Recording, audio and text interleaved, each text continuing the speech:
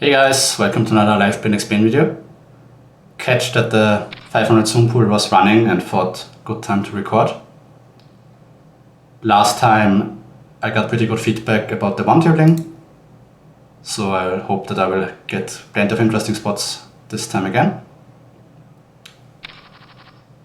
But in general, people seem to be a lot more interested when I'm playing 500 zoom compared to 200 zoom, which makes sense. Bigger stakes, more money in the pots, etc.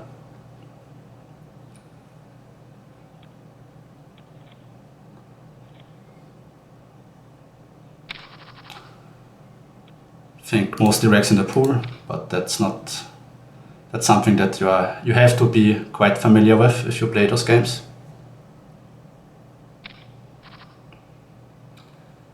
Queen Jack 4 a board where I would play a polarized strategy and go for an overbet or check. And I think ace 9 quite firmly belongs to the check-back region. Don't fold out, you fold out some of his ace 10 without a heart, but you fold out most of the hands that you have dominated. If you checks again, my delay sizing would be half pot.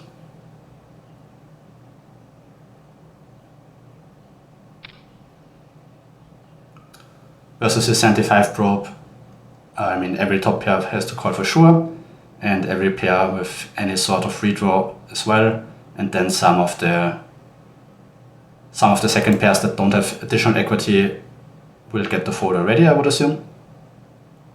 Because hand like 6 with a heart is like way better than Queen 8 suited, for example.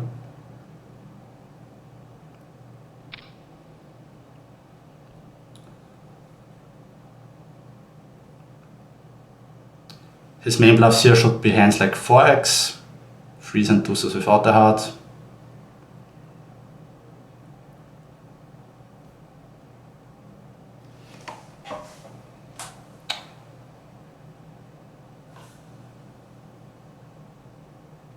Pretty tough spot. I think I'm leaning towards folding, but it's pretty close. I can't fold too much because he bet small, but seems a bit tough to have a bluff, and I also thought that maybe having a 9 is not that great. Let's say it's a hand like 10-9. That would be a hand that, despite hitting a 9 on river, might start bluffing.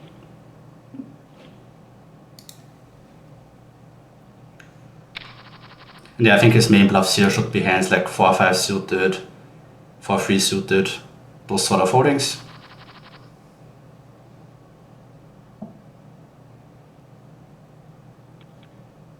And it makes sense for him to size down, because on the 4 flush, of course, I will improve a lot as well. So we can't really go too big. So I think like maybe small and 75 split could be a decent strategy for the out of position player.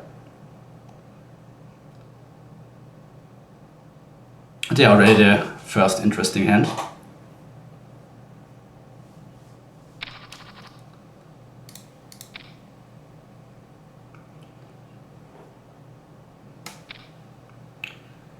Facing the somewhat smaller free bet sizing, mostly calling but sometimes 4-betting. This time we will go for the 4-bet.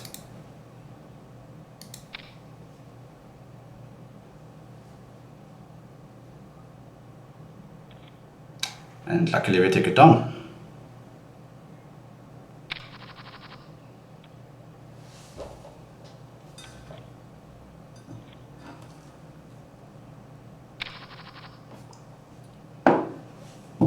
KCB also in the pool. Maybe we should play some interesting hands. We could do a YouTube video if he's interested. He has way more followers than me. But Casey, if you're interested and we play some cool hands together, maybe we could do a video someday.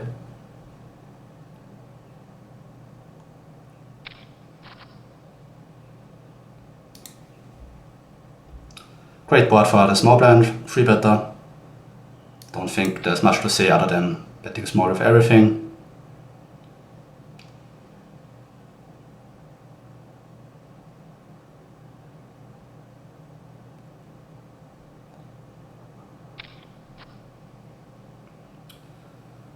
turn it's pretty close. Having diamonds doesn't seem too terrible. He's going to call all of those gotcha 10s as well. Anyway, rolling quite high, I think I'm gonna go for another barrel. I think the sizing, maybe a small sizing would also make some sense, but I think a bigger sizing is more intuitive, to me at least. Not blocking ace-jack suited is kind of bad. So yeah, perhaps I should just pure give up the ones that have a diamond. But the board is overall pretty great for us, so we do get to be super aggressive. Also after betting everything on the flop.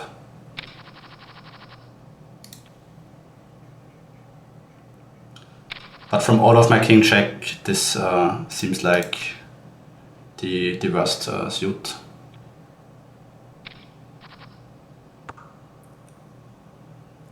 Table 1, I play an orbit or check strategy, and those low ace-6 perform quite well betting, because you already get him, the big blind, to fold his stronger ace-6, and you also have a hand that could potentially bluff get river.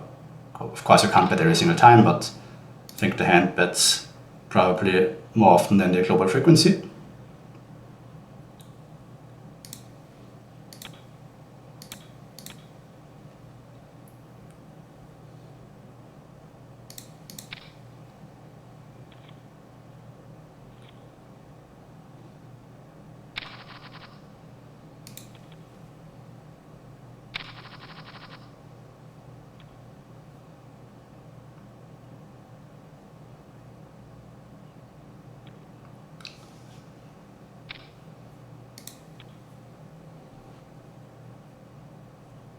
I think maybe an important thing to also notice that with the king jack suited hand, small blind versus cutoff, I don't have the offsuit broadways that I have small blind versus button. And therefore the suited combos, of course, make up a far smaller part of the range compared to if you had the full combos. So now we play a hand versus Geise, and on the mono boards, especially when you don't hit all the sets, you want to be quite careful. You could go for some tiny sizings, but I play a strategy where I like to check quite a bit.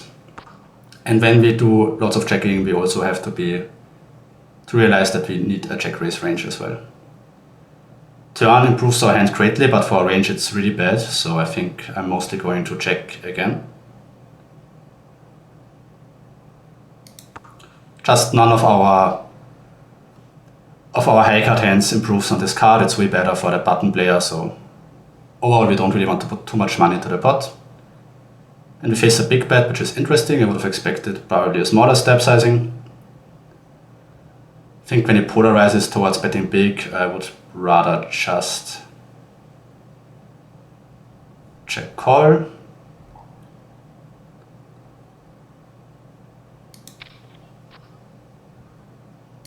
And of course always call versus any sizing on the river. But yeah, when he bets big on the turn, he's kind of already saying he has a hand that has my strongest one pair sort of hand speed. And unfortunately, we run into the cooler.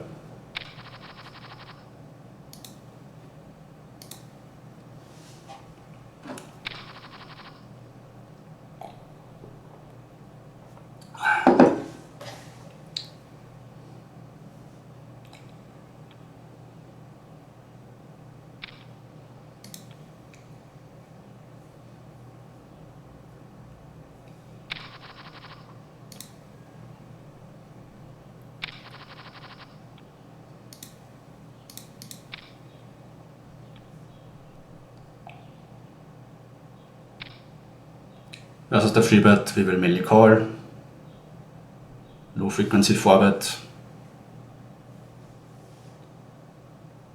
But especially when the rake gets lower and lower, you are less incentivized to 4-bet those sort of holdings. Face a very quick check, which is interesting. Of course, it's not a great board for the small blind. but the insta-check makes me a bit suspicious that he might actually maybe check this board a bit too much, thinking I overstep. And I roll somewhat low, so I will actually go for the check back.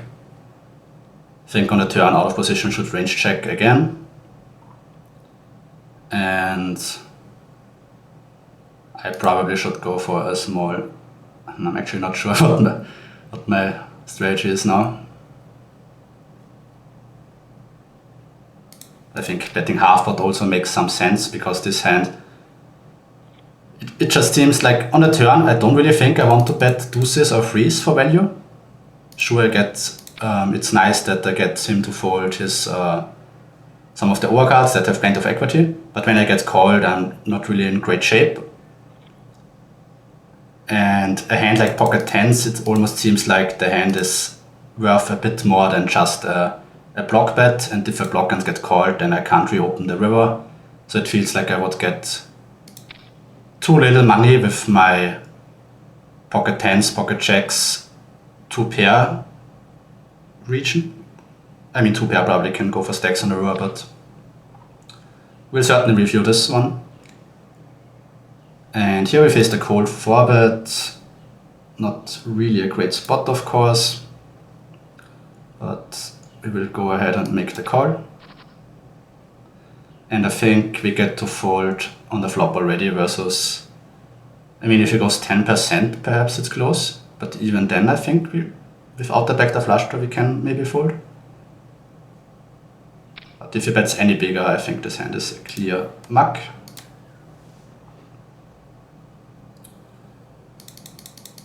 But yeah, very interesting spot with the pocket tens.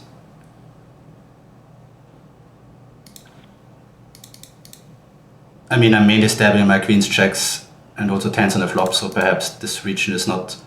But also my nutted region benefits more by betting bigger on the turn and reducing the SPR on the river. But I'm not sure, perhaps a small sizing and a more depolarized strategy is more appropriate.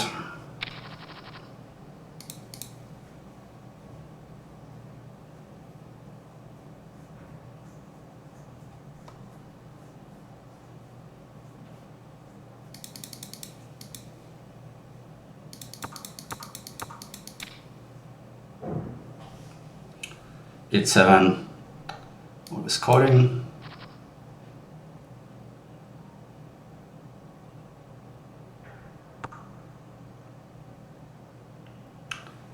I bought at a small blind to be quite aggressive, so when he checks I also have to acknowledge this and be quite passive. And without the heart and on a somewhat low roll, I decide to go for the check back. Really bad turn for the out of position player. I think he should check almost always now again. I'm going to stab the flop very polarized, so I have all of my 6x, and I think I like a delay overbet, which my hands will certainly be able to do.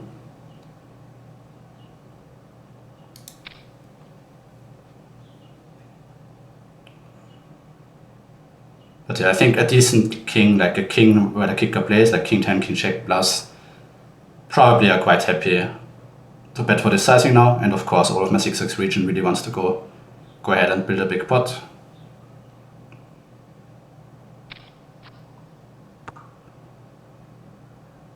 And as much as it's painful, probably have to give this one up without the heart. I will still have plenty of other candidates that can bluff, and while Jack 10 gets there and the flush draw gets there and I get to be quite aggressive, I think I still need to give up some hands, and I think my hand just doesn't block any of his hands that will always call on the river, of course, like a flush. With the maybe a bit weaker player in the big blind, I always open the deuces.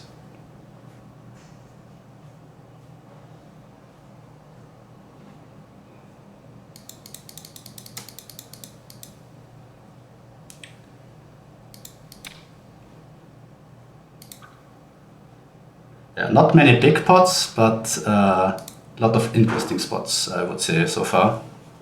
least for me.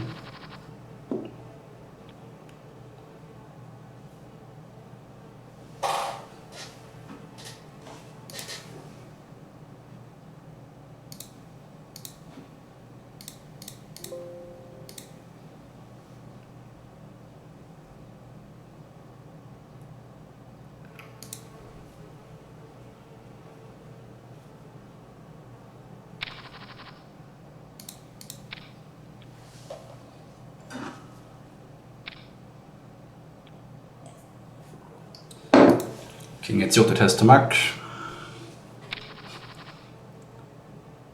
I hope you guys don't mind me drinking my coffee.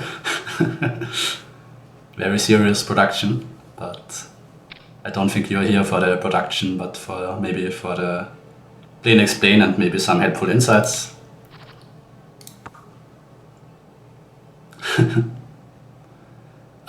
King 5 suited will be interesting. Expecting a small c-bet probably always. But he goes 1/3 instead of quarter. Pretty close. But I think it's still fine to throw it in as the check raise sometimes. But maybe this is a bit too wide.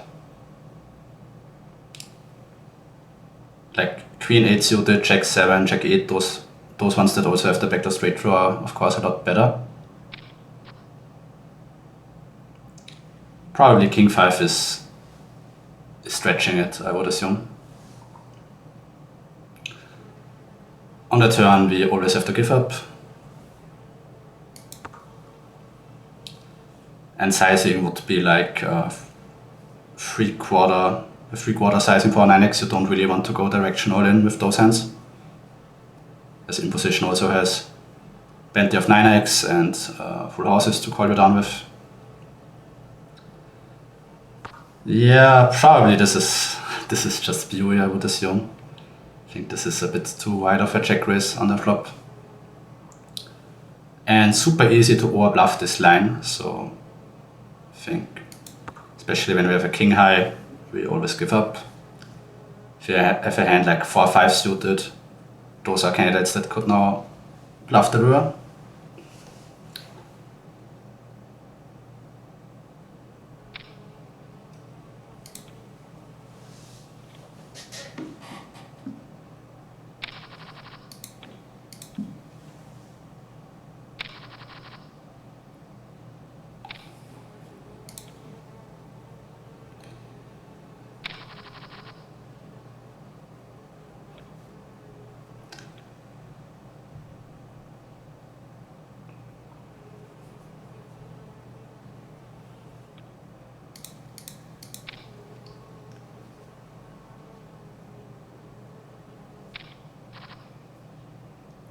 Ace King 4 suited, really amazing board for the small blind player.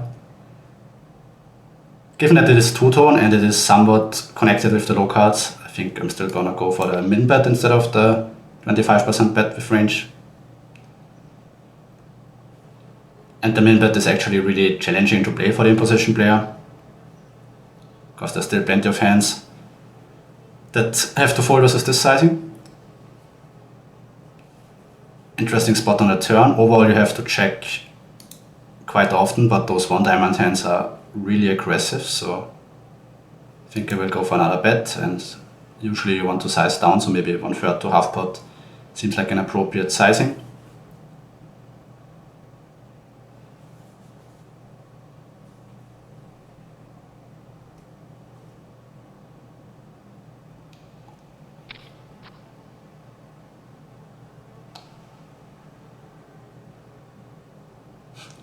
Fascinating runout. It does seem very easy to overbluff this spot, and I do roll somewhat low.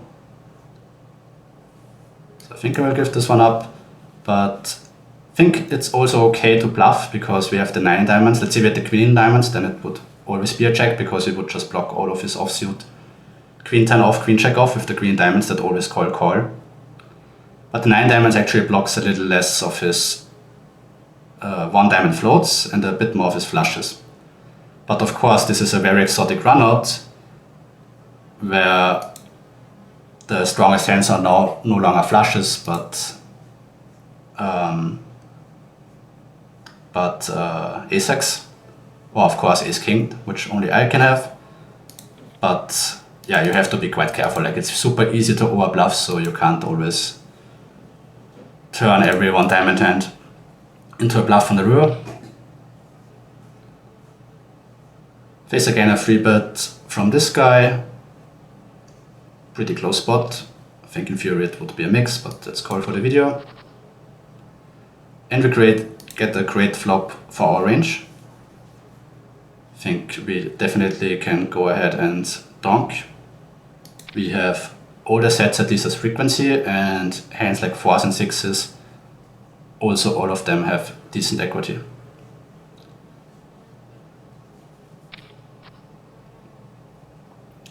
Great card for our hand, not so great card for our range. I think overall we have to do a lot of checking. We could maybe also still go for another small bet, but we definitely can't range bet the turn. Like, we have all of our king, queen, king, jack, broadways that really don't connect with this region at all. And really interesting runouts. He has aces probably every single time, so I'm not sure if you want to go all in, but I think like 150 is probably a decent size. Maybe I'm betting too small here, but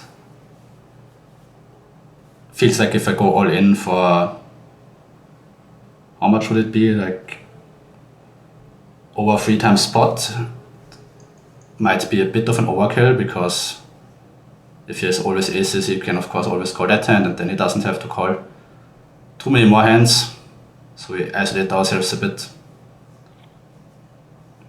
But yeah, another very interesting and tough hand to play.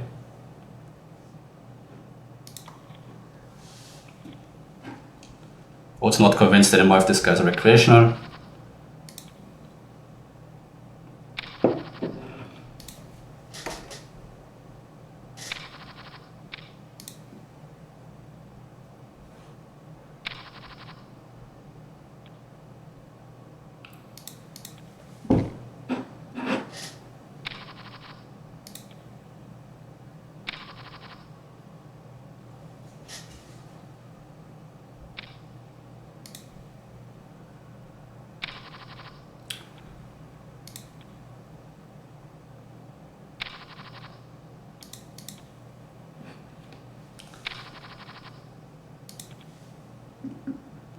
Pool keeps getting better and better.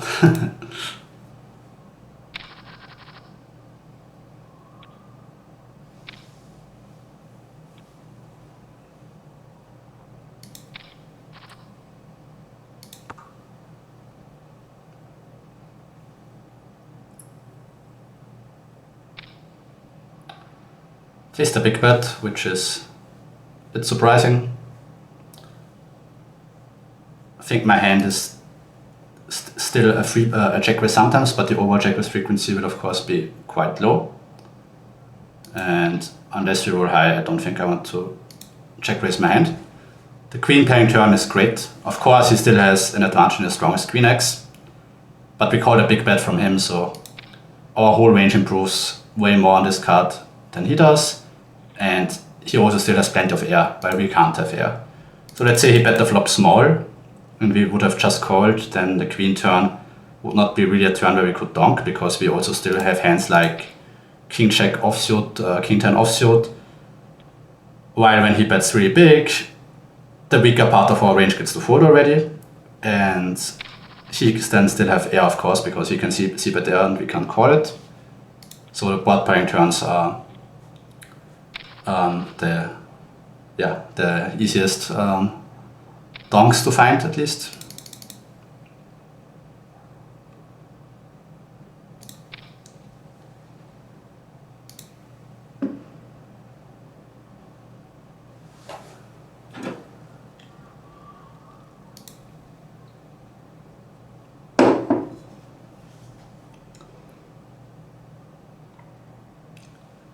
If you face the 4-bet, I would just call. I mean, depends on the sizing. If it goes massive, then the hand is probably closer between all in or fold.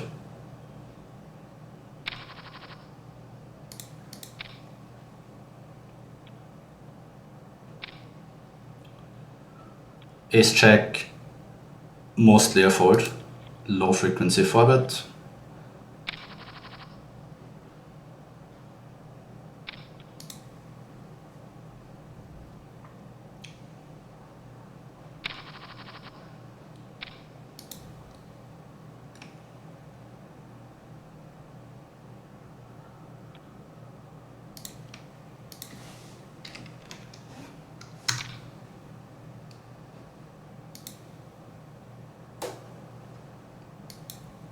I think if you face a 14 position, I mean, it depends on the size, but I think ace 10 probably muck.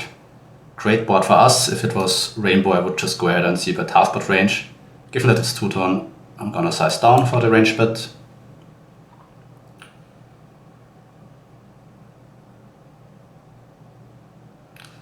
If we don't pick up equity, my hand will probably never barrel turn, because diamonds in this case now are definitely pretty bad.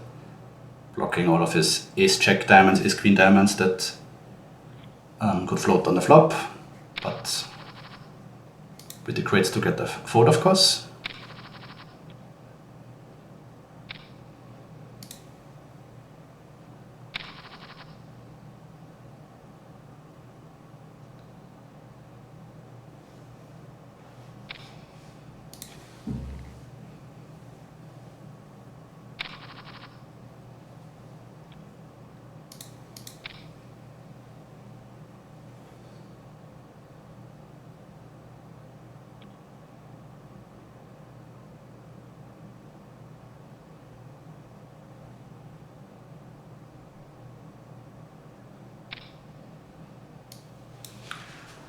Not much we can do versus this.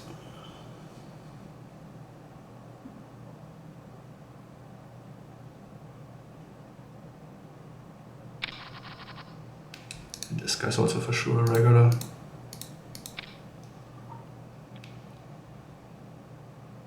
Okay, see, let's go. Nobody wants action when we have the aces. Never lucky, never lucky.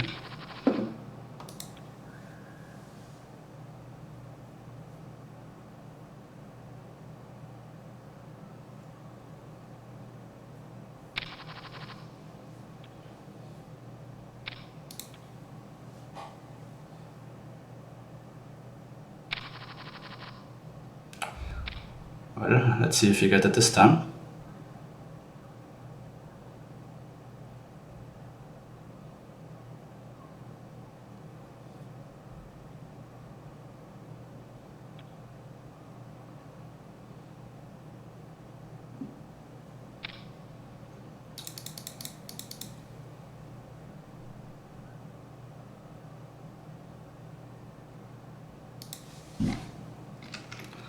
So when you call forward, you usually always want to make sure that you size down a bit.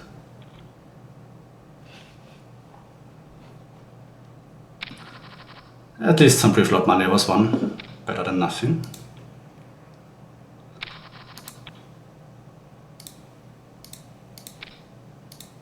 I mean, it would also be fine to go for a bigger sizing, but the most common strategy in cold forward pots is to call forward for a smaller sizing compared to if you were the initial open raiser, got 3-bet, and then had the chance to 4-bet. See, Nike likes to use all sort of unconventional strategies, going for the limp on the button.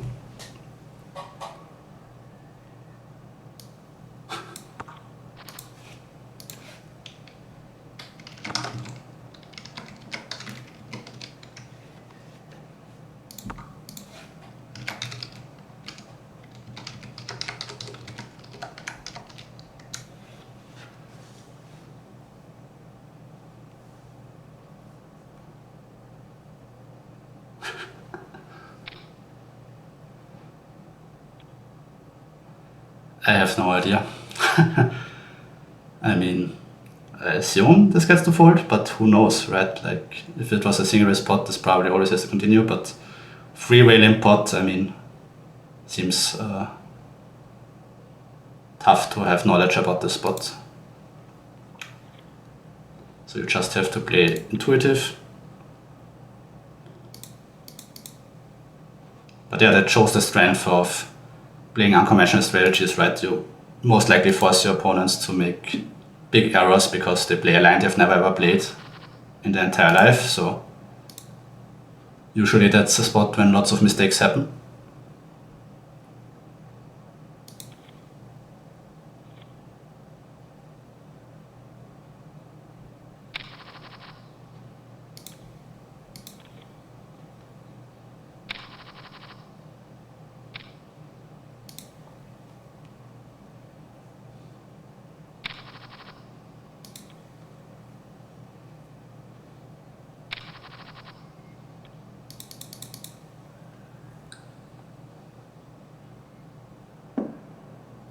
Now he goes for the open race. Interesting.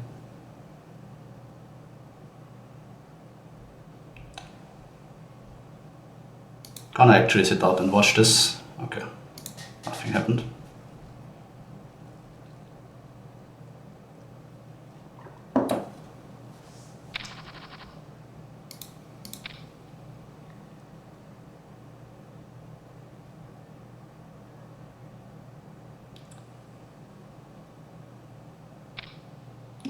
This is the somewhat small free bet. I don't think fives can ever fold. Unless, of course, you go into see a cold 4-bet, which sucks.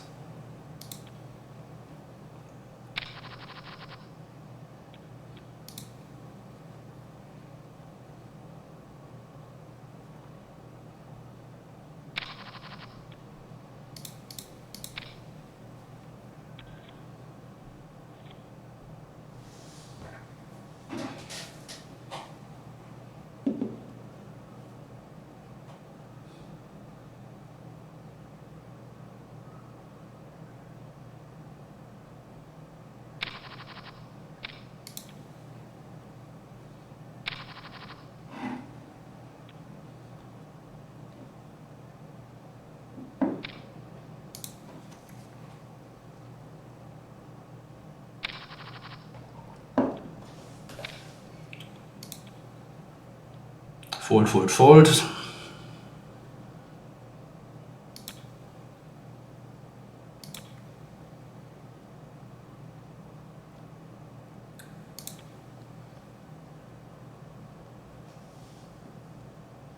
Can't get too out of line with open races versus those maniacs.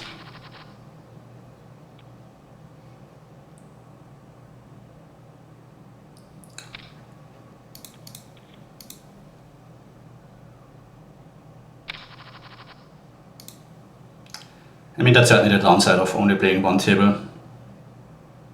You do have some downtime where, or maybe some dead time where just all of the hands are bullshit and you have to fold.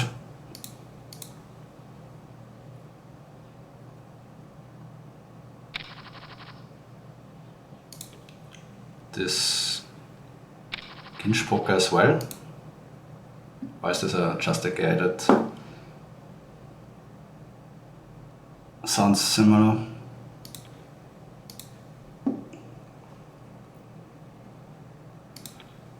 Yeah, we can't pick up any hands that are playable, unfortunately.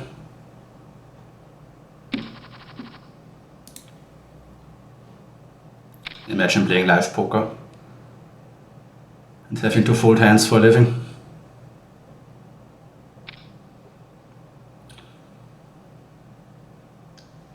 Tempting to call for the video, but I think versus 2.1 this is just still a bit too weak.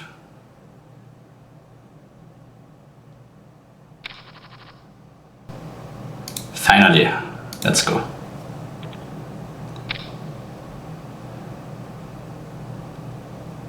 Quite often going to call, but roll high, so let's go for the 4-bet.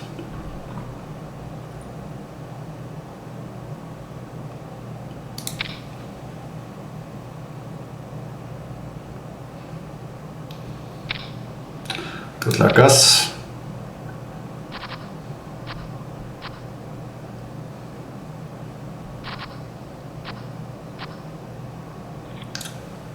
fine with that outcome.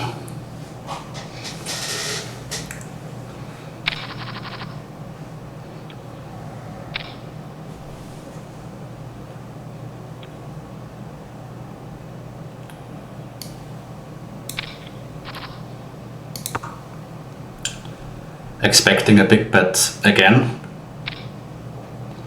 That's even bigger this time for a pot size bet. So 75% would have pressed called, but this was pot, I think. Probably pocket eights with a heart is the weakest pocket pair that calls. Like pocket pairs really get to fold a lot versus those bigger sizings.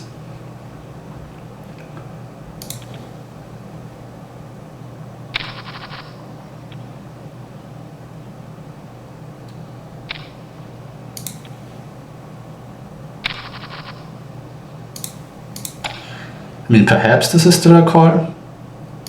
Without the backdoor flush draw, it would be very easy fold, of course. We are going to certainly take a look at it afterwards.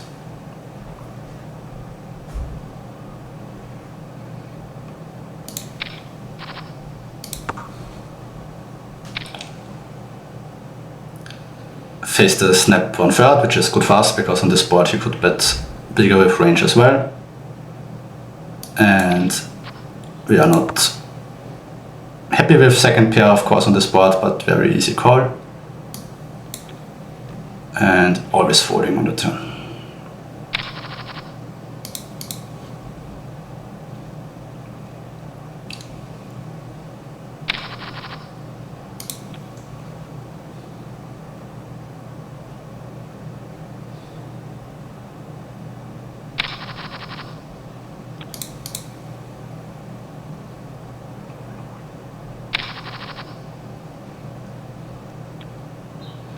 And 9/7 will be a frequency free bet.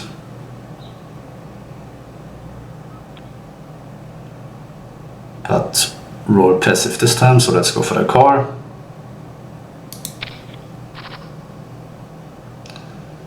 Pretty great board for us. You could certainly play some donks on those boards.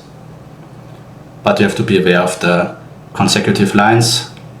And if you haven't studied them very well, I would not recommend you to do it.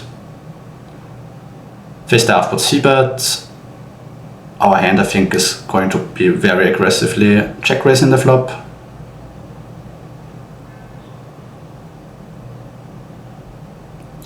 Our overall check raise frequency is not even that high because in position should c-bet not all that often, so when he does, he has pretty strong range, but I think 9/7 suited when you also have the backdoor flush draw is played very aggressively.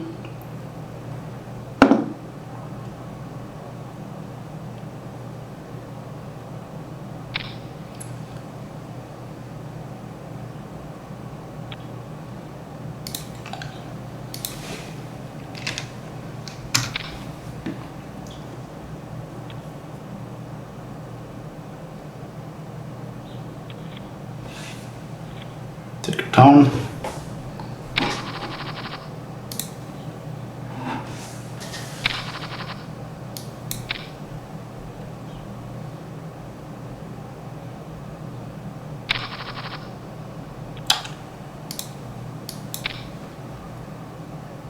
Let's go.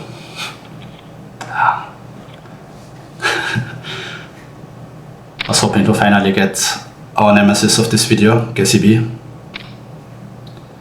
But no such luck. Maybe now we can flop a set.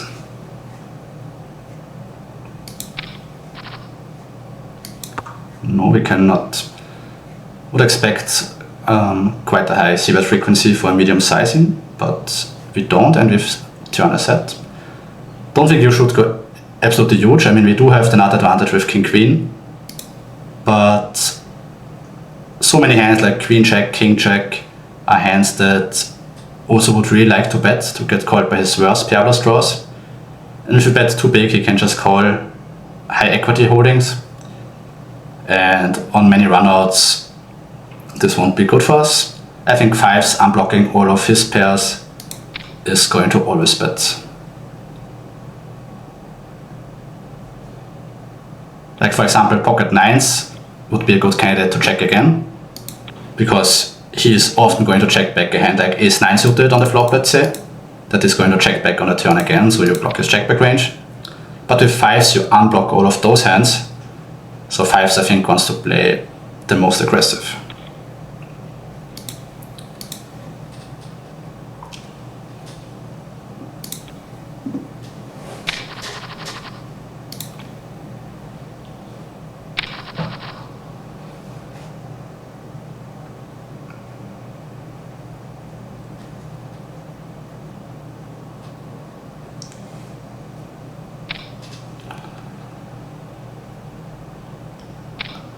I wonder how much wider you should actually defend in a big blind when you have the early morning board where you get extra rake back, because it also should impact your decisions, I think. 10-8 is pretty close if you open raise or not. Should make it a bit dependent on your opponent as well. Don't really know if this guy is over or under free betting, but let's say you have some reads. Then you could make this a pure action either way and roll quite high, so we'll go for the free bet with the ace-10 off.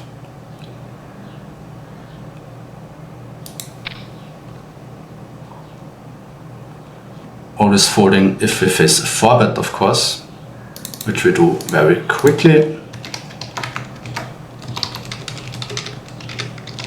Just quickly noted his sizing.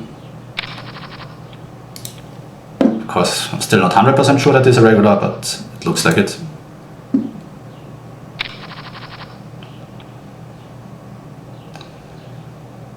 If he opens, yeah, it looks tempting to free bet those hands, but in the small blind you are incentivized to free bet more linearized.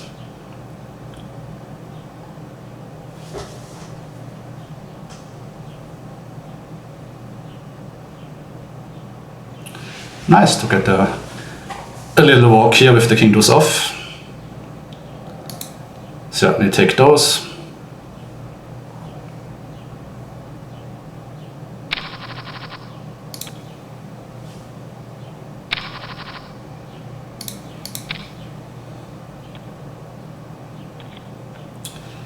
Not a lot of action with our premium holdings.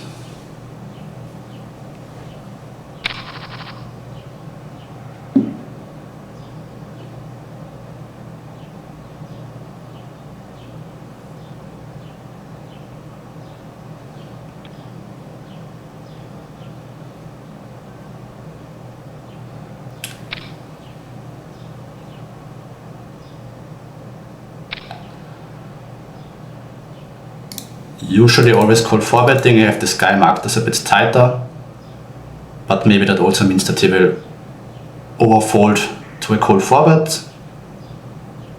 So yeah, let's go for it, and let's go for it for a pretty small sizing. I think I like the small call 4-bet sizings, especially in position, because it forces your opponents to not fold too much, and it's really always ugly if you're out of position and have to play those spots.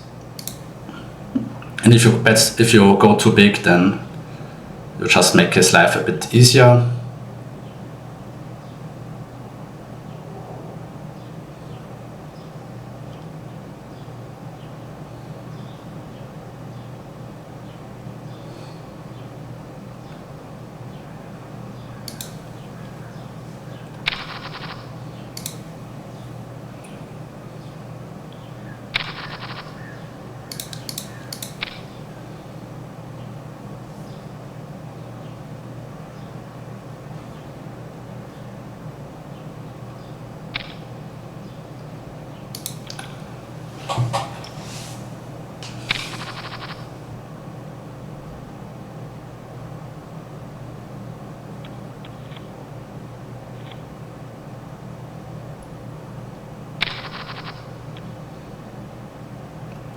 You can open wider when you are in position and you are this deep, but I think 9-5 suited might be cutting it a bit. But you probably could open raise like every suited check, would be my guess. Alright guys, thanks for watching, hope there were some interesting spots for you. and see you in the next one. Bye.